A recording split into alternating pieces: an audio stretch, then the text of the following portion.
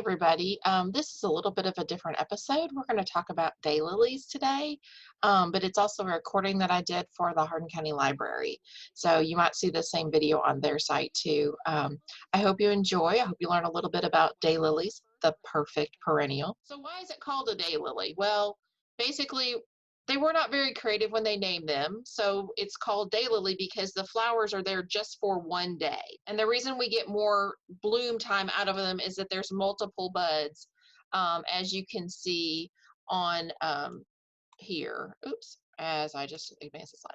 So as you can see, there's multiple buds, and you just pick off the old blooms, and they stay pretty clean, and they will eventually, if you're really worried about it, you can pick them off every day, but eventually they'll dry up and fall off. So you don't have to go out and deadhead like you normally would if you don't want to.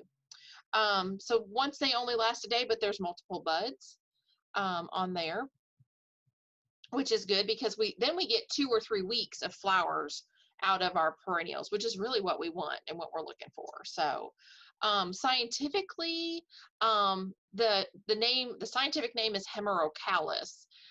It's the Greek for hemera means day and callus means beauty, so it's beautiful for a day. It was originally put in the lily family, but taxonomists decided that it wasn't really a lily, and so they're now their own family, which is kind of funny. So if you look at some older books and things, you might see them listed as lily in the lily family as opposed to Hemerocallis. The ancient Chinese used the plants roots, the leaves, and the flowers for food. So they are edible. They might not taste like much. They used its roots and crown as a pain reliever, and for other medical purposes. But we really don't recommend you just go out and chomp on some daylilies. Let's see. And really what you see, you might see them split into 2 words as day and lily, but really it was combined as one word because it's not a true lily. The true lilies are the real big oriental lilies that have their big flowers at the top on a big thick stem. So that's why you'll see daylily split into or is back into one word because it's not a true lily. Why is it the perfect perennial? Because that's what we had, touted this as the perfect one. There's lots of colors. They come in all colors of the rainbow. I do not think yet that there is a blue daylily, but they have all the colors ranging from yellows, reds, oranges. There's some deep, dark purpley colors that shift to the red side, but there's over 80,000 varieties, 80,000 varieties. They're pretty easy to grow. They survive with very little care. Hence the reason we call these ditch lilies here in Kentucky. We call them tiger lilies where I'm from, but they grow pretty much anywhere. And they're pretty suitable all the way from Minnesota all the way down into like mid-Florida.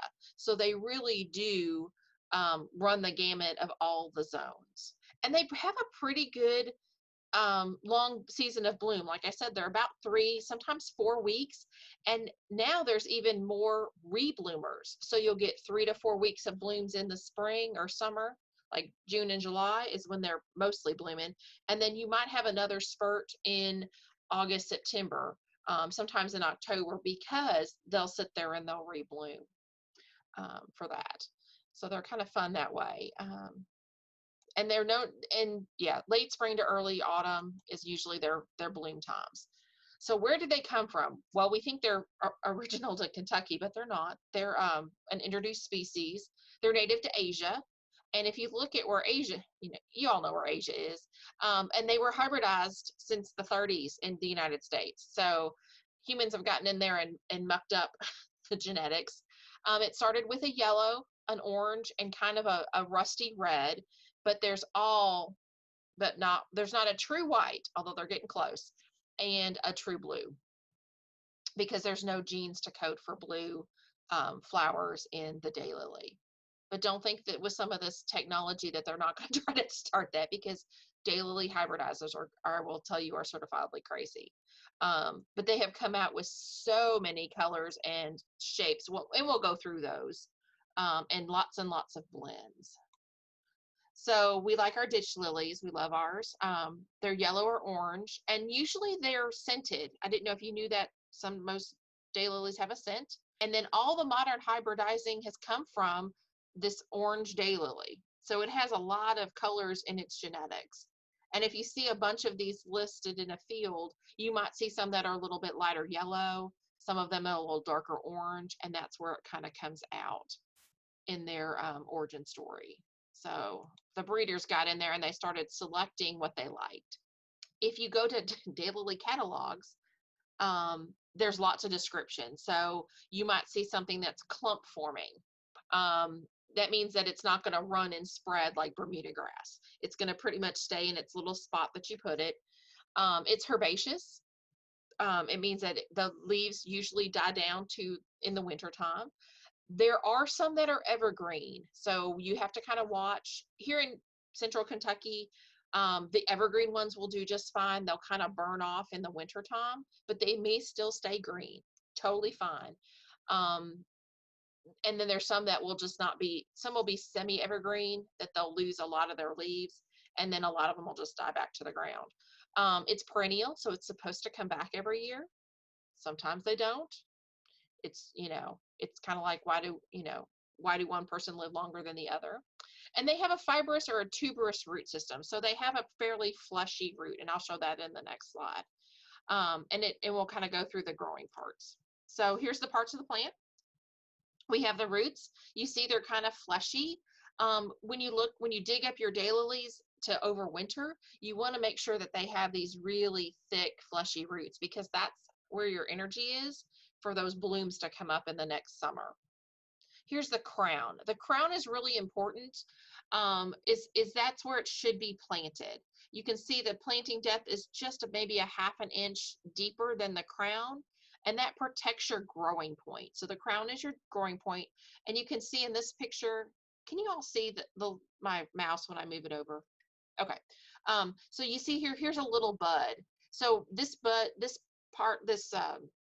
stalk is going to put out another little stalk to the next. So you'll have a little baby plant in a couple of years that you can cut off and then transplant to somewhere else. So here's your crown, and then your planting depth is just a little bit deeper than the crown. And you can probably fill that in with some mulch if you planted yours a little too shallow. And the roots are produced from that side of the stalk. So here's the leaves. The leaves are pretty good. They're strap-like and grass-like because they are related to grasses. They have a pretty good center midrib, and then they flatten into what they call a fan. And then multiple fans of a single plant can form a clump. So usually when you're digging up your daylilies to divide them, you have this clump. And then you can find in there where you can take off 2 or 3 little fans. Although I will say, if you buy daylilies from a breeder, or if you buy some from a mail order company, you will get like 1 little fan. So remember that when you look at the price. So if it's like $50 or $60, you might only get 1 fan. So that's a little high. That's a little high for daylilies. But if you're a breeder, or if you're a connoisseur, paying $50 or $100 or $150 for daylilies is not unheard of. I can usually find something that's pretty comparable, but the newer varieties are going to be more expensive. But with this clump, you can divide that probably into 4 or 5 clumps and spread them out over your garden and have some repetition. Okay, so we got leaves. Is this a good time to ask a question about that? Yes, go ahead and ask a question. Okay, well, Deanna was wondering what's the best time of year to split them for spreading out, and what do you mean by digging up for overwintering? Oh, did I say digging up for overwintering? You don't have to dig them up for overwintering. So that's a correction. But you can divide them in the spring, and you can divide them in the fall. If you divide them during the summertime, the soil's really hard to put a shovel in, and then you would have to continue to water it over the hot, dry summertime. So usually spring and fall. And when I say spring, it's as early as March or April. And fall, you can probably divide these up until about mid-October. You don't want to go past mid-October because you want that root system to continue to grow in the soil while it's still warm. And our soils here don't usually freeze until about mid to late November. So that'll make sure that it doesn't heave out of the ground over the course of the winter as that soil freezes and thaws. Did I answer your question? Did I answer? Okay. Yes. Okay. Just not. I think I can see everybody. Um, oh, I don't even have the chat pulled up. Okay. I'd like to plant them around the mailbox. Yes, daylilies would be excellent around the mailbox because they only get a certain height. And there's lots of places to order from. Just Google daylily breeders or daylily online shopping. You can definitely find a lot of places to order. And sometimes, and really, there's a lot of places around here that are selling them off of their farm. So if you have one that's blooming and you drive by and they've got rows and rows of daylilies, stop in and see if they'll dig you up a spot, a clump. Usually you can get some pretty neat daylily colors just locally. I know we have a couple of local breeders. Kenny Shavely is another local breeder. And then there's another one, Martin Glickman is another local breeder. Yes, Dina, a good planting place would be to put them in the culvert. That's hard to mow because it looks like grass. It gets a little taller, but you don't have to weed eat that, but maybe once a year in the fall when those leaves die back. Awesome. And I think that's why people throw them in the ditch. But some other things you might see, we call the flower stalk escape, not escape, escape. And that's kind of where all the buds are. This one's looking like it's about, halfway done. And then sometimes, and it depends on the variety, you'll get what they call a proliferation, which is basically on the scape, but it's a little baby plant. And what happens is you'll see it on the scape and you'll go, oh. And then you can, once you get a little bit of roots on there, and they look like they're aerial roots like an orchid, you can cut, when that scape kind of dies back, you can take that proliferation and pot it, and you'll have a new baby plant, which is an exact same copy of the one that you had. So it's not been, the genetics are the same for the proliferations. It's like dividing your plant. When you divide something that's asexual propagated, you have a clonal copy. Whereas if you were to plant the daylily seeds, which hybridizers do, then you get all the genetics all mixed up with that. So here's the whole plant. This is kind of what it looks like. I kind of borrowed that from the Daylily organization. They are the ones, daylilies.org is the Hemerocallis Society, and they have all 80,000 hybrid named varieties listed. So if you're looking for a specific variety, you can find it to see if it's listed. And I think they have photographs for most of them for that. So again, how do you propagate? You can multiply from the fan. Sometimes you just need one little fan there. And then over the course of 2 or 3 years, it'll grow and get pretty clumpy. I talked about the proliferations. And then to go on, you can hybridize. And this is pretty easy to do. You can just take the seeds that you have and put them on the ground. I would probably put them in a container so that you can kind of watch them, because daylily sprouts are about 3 inches tall that first year from seed. It will take them a little longer to grow from seed, but you can see what you get if you've got a lot of different daylilies around, because they're pollinated by bees. They're not identical to the plant, but the proliferations and the fans are. So if you want to give a friend some daylilies, you can just cut up the clump. So we talked about foliage. So there's different foliage types. They do need a dormancy period. So that's just where they just kind of go dormant and they look awful. But I suggest not pulling up those leaves, because that actually protects the crown a little bit. It gives it a little bit of insulation.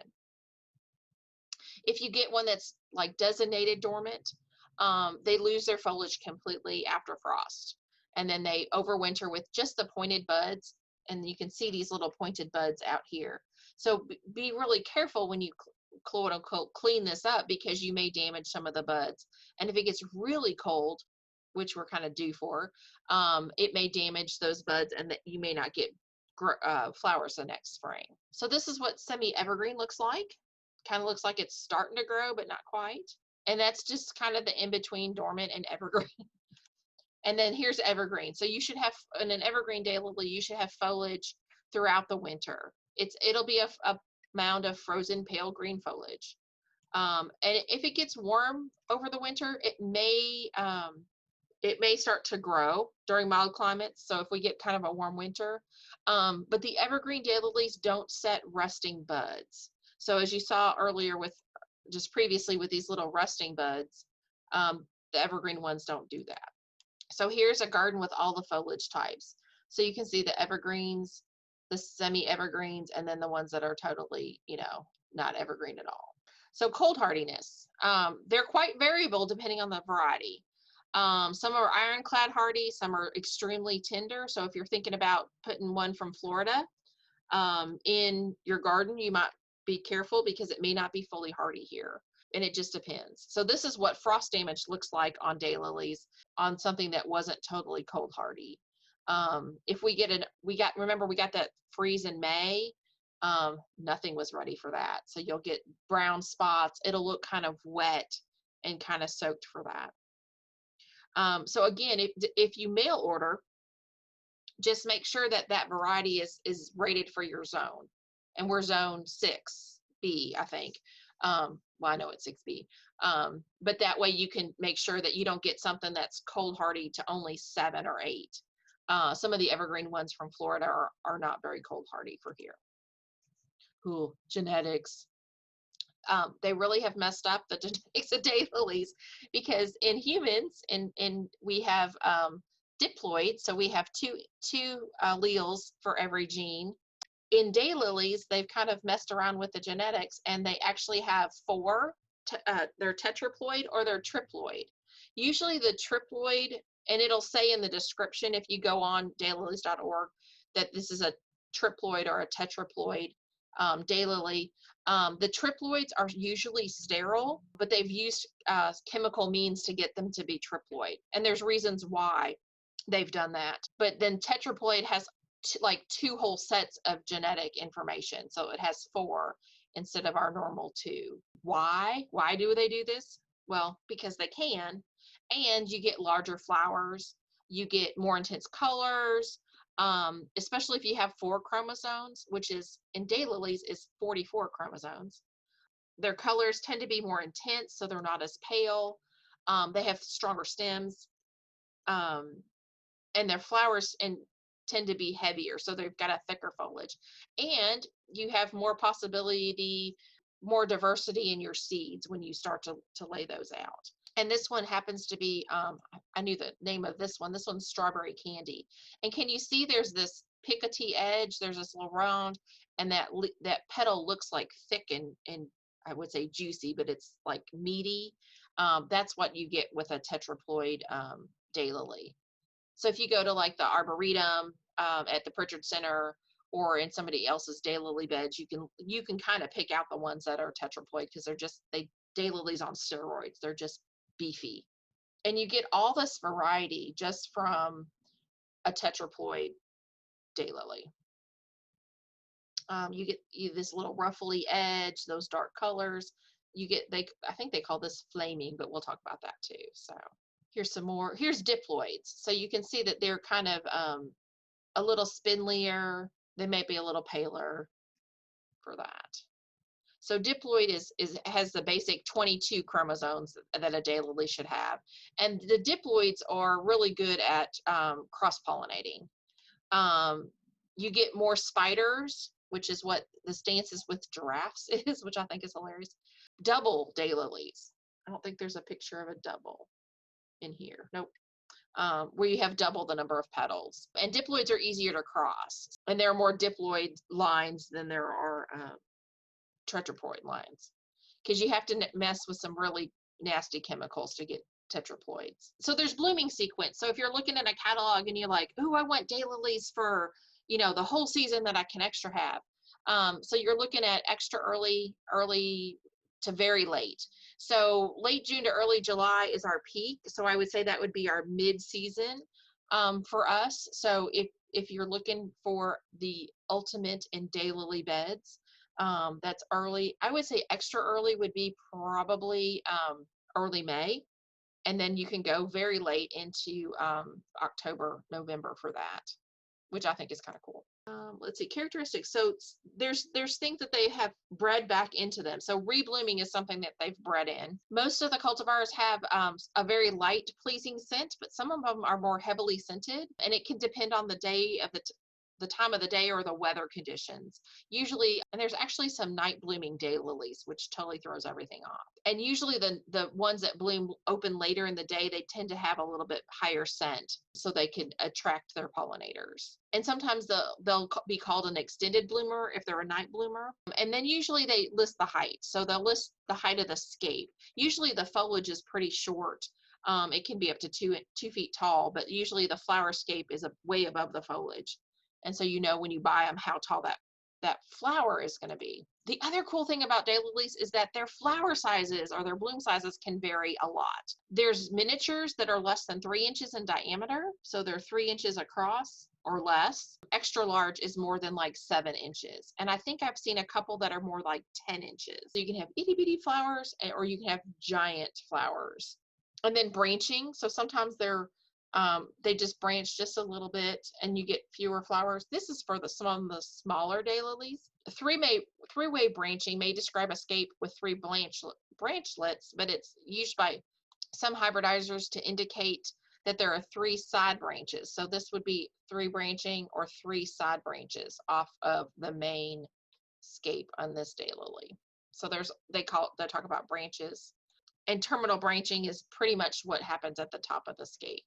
So you'll see a lot of the times is that they'll talk about the primary bud or the first bud that comes out, and that's usually the biggest bud to start with at the top. They talk about bud count. So however many buds you have is how many days you have a flower. You can count, the bud count can be determined by the number of buds, seed pods, and bloom scars, and then adding these all together. Colors and patterns. And they have names for all of these. And this one's actually more purpley blue than what the picture is. There's a huge color range. They start out with yellow, orange, and a rosy red, and now there's all sorts. So we've got this pinky purple with a green, they call that a green throat. So we have a basic flower color. This is actually one of the better hybrids for scent. This is Hyperion. It's an old variety. The outer part of the flower is considered the basic color. So this one, yellow. And then, so you've got red, yellow, and pink.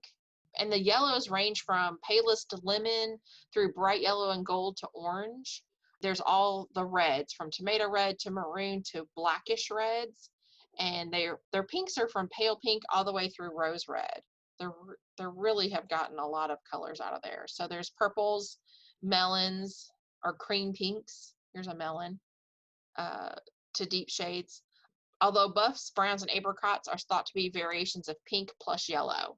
The near whites are found among the palest tints of yellow, pink, lavender, or melon. So they do have something that's close to white, but not quite. So there's the throat, which is where all the stamens and pistils come out of. So that can be different. Usually in most daylilies, the throat is a different color, which gives you that kind of bullseye approach. The stamens can be a different color, which is kind of fun. We're hoping that they are enticing the bees to come in and find where the anthers are and pollinate. Oh, good grief, you don't need to know all that. Self and neon sunshine.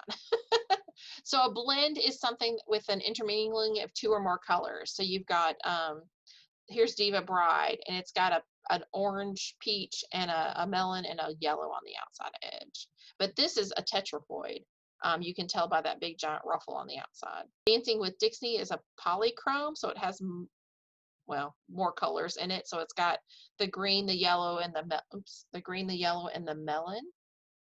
And Little Dixie's the same, but smaller with no giant ruffle. Are the flowers we've always called Easter lilies actually daylilies? No, those are actually true lilies. The big white ones at Easter are true lilies. Thanks, Kay, for the question. So we've got bitones. So you've got, and the cool thing is daylilies have pink, they have two sets of petals. So they have the front ones and the back ones. So bitones and reverse bitones and bicolors. And I like the bicolor ones. They're kind of a dark and a light for that. Reverse bicolors. And they've named all these. I will tell you, daylily hybridizers are crazy. So there's bands. So this is a purple band around the center that occurs only on the petals. There's a halo that's faint, so it's a faint band. Here's watermarks, so there's a light halo. Edged, you can tell what that is. I need this one because I love the spiky, I don't know how much this one is, but the spiky edges. They can have knots, knobs, braids, tentacles, fringe, and teeth. So I think this one has teeth. They can also be a different color, the edges. They can have veins, and those veins can be a different color, which is really pretty. Mid-ribs can be a different color in those petals. Give you a sharp eye. Okay, I'm tired of all this. Okay, applique. Here's gold dusted. It actually looks like there's little gold flecks on the, or diamond dusted on the top of the petal when the light hits it. Looks like you spread glitter. So here's some other varieties. And then you have flower forms. Good grief. So there's singles, there's doubles, there's, well, here, singles. Here's a double. I picked that one just for the name. That has a double layer of flowers. Here's one that's double, but it's what they call hose and hose. So it's not like a, if I go back one, it's not like there's ruffle extra petals in there. It looks like they've just kind of layered on the top, like you've stuck two daylilies together on the stem. Here's a spider. They just have really long petals. There's an actual ratio that you have to call it a spider. Here's a crispate, or an unusual form. Here's a cascade, where they kind of just curl back. These have little flat petals. Like I said, there's 88,000 of these polymers. Here's sculpted. These look like somebody drew, like carved soap, and they're really thick and foldy. This one's more sculpted, and this one actually has a double, secondary double in the middle, which is pretty. Here's one that looks like somebody carved the veins out on that one. They're raised ridges. Okay. Whew. Where can I get them? There's commercial sources all over. The Hemerocallis Society publishes an annual source list, which I would definitely look at. There's societies, the Louisville Daylily Society usually comes to the plant fair, which we canceled this year, but you could probably contact them, and they have a bunch that they dig out of societies and auctions. Friends, sometimes if I do a Gardener's Toolbox class, we have giveaways for that. So how much do they cost? Well, they're $3 to $500. This one, I think, I'm not sure what this one is, but it was very expensive when I looked it up, and I think it was $500. Usually that's when you get one little scape, and it's a little tiny plant, and you hope that it lives because you spent so much money on it. Don't be scared off by daylilies because of the price. You can get some really good ones. Even the rebloomers are $3 to $10. Only the most expensive ones are the newest ones are really expensive for that. So they're pretty affordable, and they reproduce, well, most of them reproduce fairly quickly. We can plant them in the north. Well, are we north or are we south? That's the question. We're right in the zombie zone between the two. Up north, they plant them in the spring because they have such a long winter. But in the south, we can do early spring or late fall. So like I said, you can do either one here. But if you plant them like now in July, you're going to have to water them. And then you could overwater them and cause them to rot. So usually I would wait until about September to start planting those again. And usually the fall plants do pretty well, and that you can get them for less expense because the garden centers want to get them out of their nurseries for that. We didn't talk about where to plant them. They prefer sun, but they'll do okay in shade. They really they need a minimum of 6 hours of sun, direct sun. And really, the more pastel-y the shades, the more sun they need to bring out their colors. The reds, the purples benefit from partial shade in the heat of the day because the dark colors absorb heat and they don't look as well as the lighter colors do towards the end of the day. But you plant them out in the middle of the sun. A lot of them will be planted in the middle of the yard. We just need well-drained soil. Like you said, in the ditch, they'll tolerate flooding with that. You can add them some compost if you need to kind of loosen your soil up, but they're pretty non-specific. And they go well with other things. So if you've got some, cone flowers and things in your garden, you can throw daylilies in there. That way too. Rebecca asked about which of those traditional orange ones, the ditch lilies, do they require?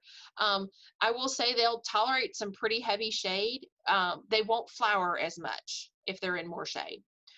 If they get full sun, you'll have lots and lots of flowers, and then the shady ones they'll start to kind of peter out flowering, and then you'll go, oh, it's time to move them. They've got too much shade. But really, a minimum of 6 hours will be plenty for them. And then you'll still get the green foliage. You just might not get as much flowers out of them in the shade if you put them in the ditch. Okay, so if you order them from a company, you're going to get bare root plants like this, and you're going to go, I paid that much money for this.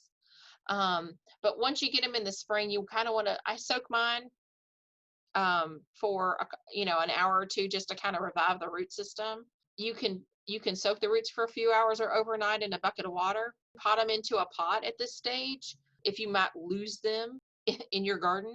But if you have any kind of dead or broken roots, you want to kind of prune those off, and then you can just plant them out just like this in the early springtime. Kay, can they do well out in pots indoors?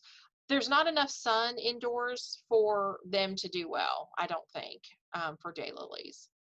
But they do well in pots outside. But I just don't think we have enough light in our houses to do all that. So here's how you plant your little fans. Dig a hole so that you can kind of spread those roots out.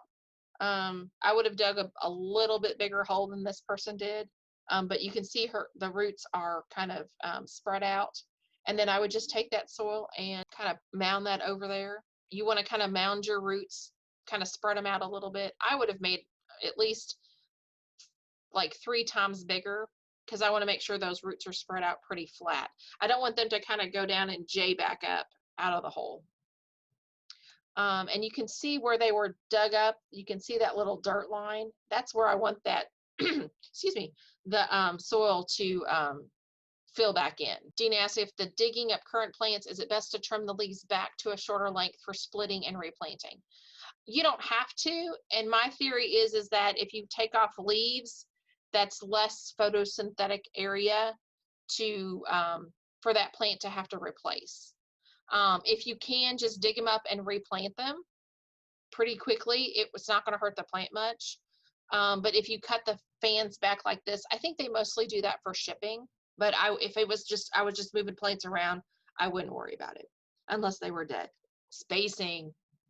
Some of these plants get pretty big, and usually they'll tell you in the description how wide they are going to get.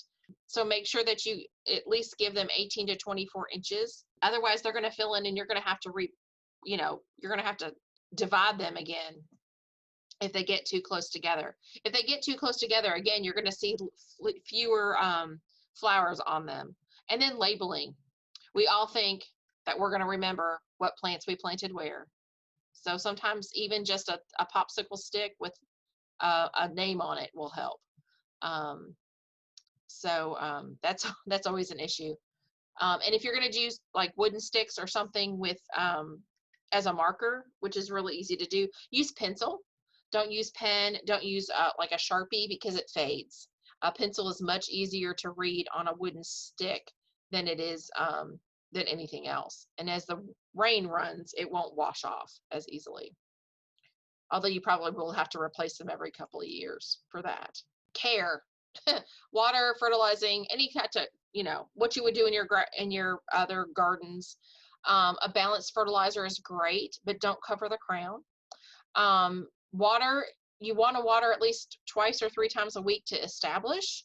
But after that, they're pretty good with through our droughts. I will say that they will be fairly drought resistant once they get established that first or second year.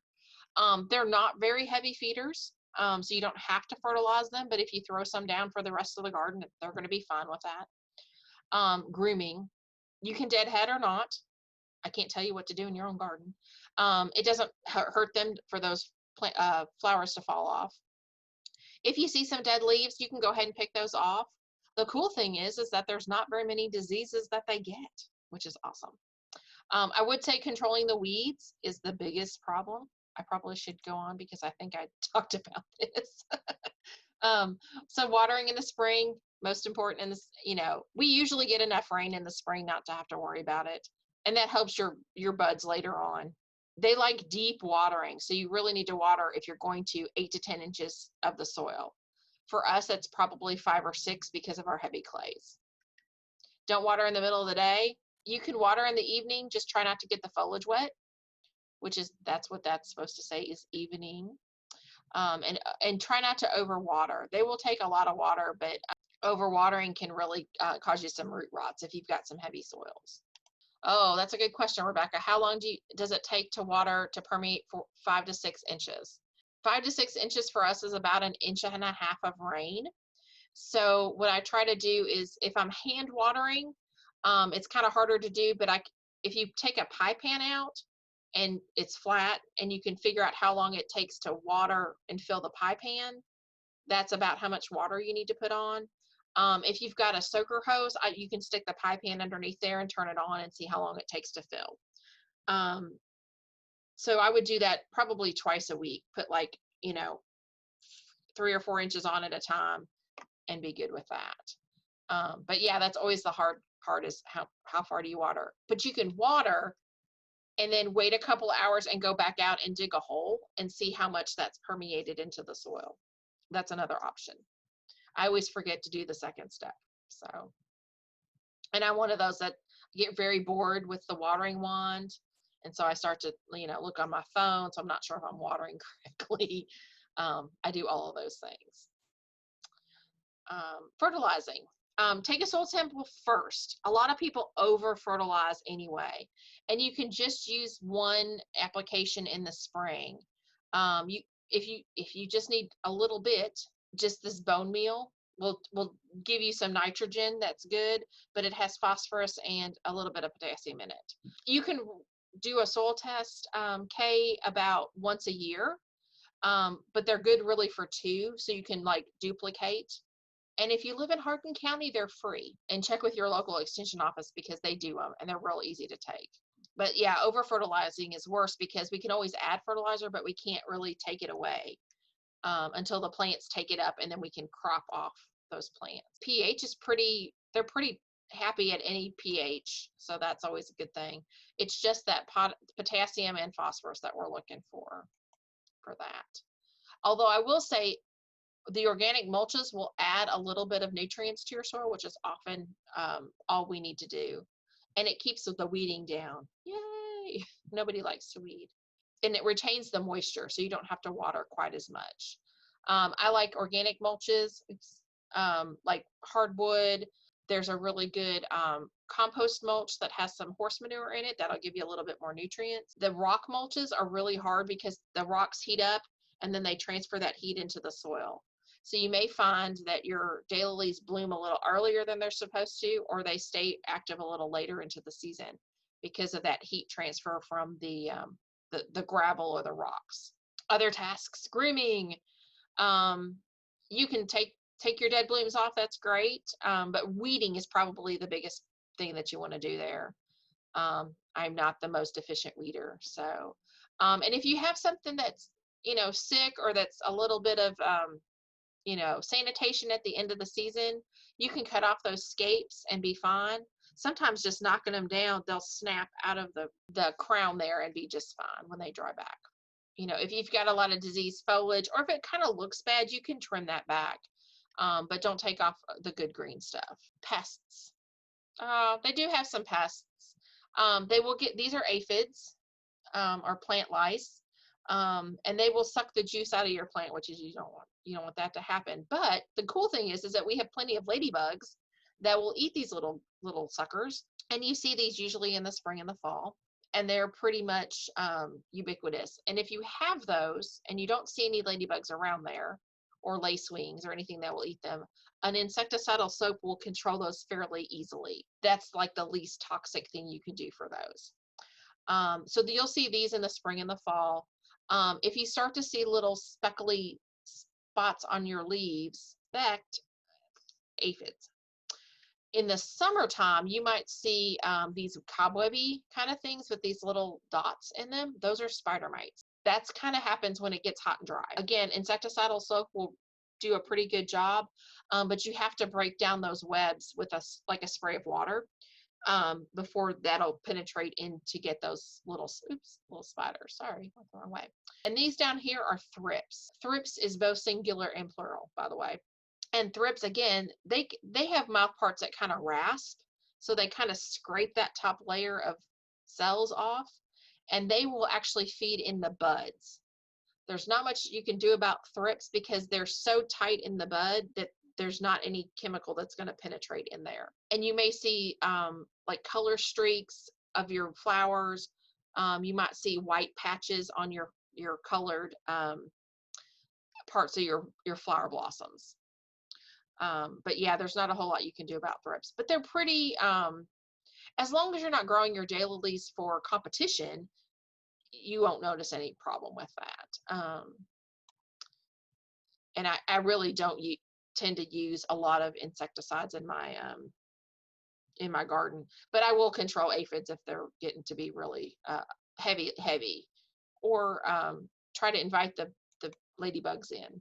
But there are other pests of daylilies. Deer love daylily flowers, blossoms. They'll just eat the buds right off. So as cute as baby Bambi is, sometimes we have to put on a hot pepper spray or something to keep them deterred. And then there's always slugs.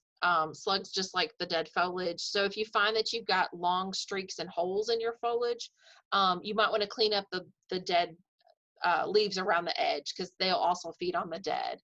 But sometimes the slugs and the snails will feed on your live plants, which is not good. So if you've got a lot of mulch or rocks or something, sanitation will help control the slugs more than anything, because you don't want to really put slug control down because it's nasty stuff. There is a disease. There's a couple of diseases. Rust is one of them.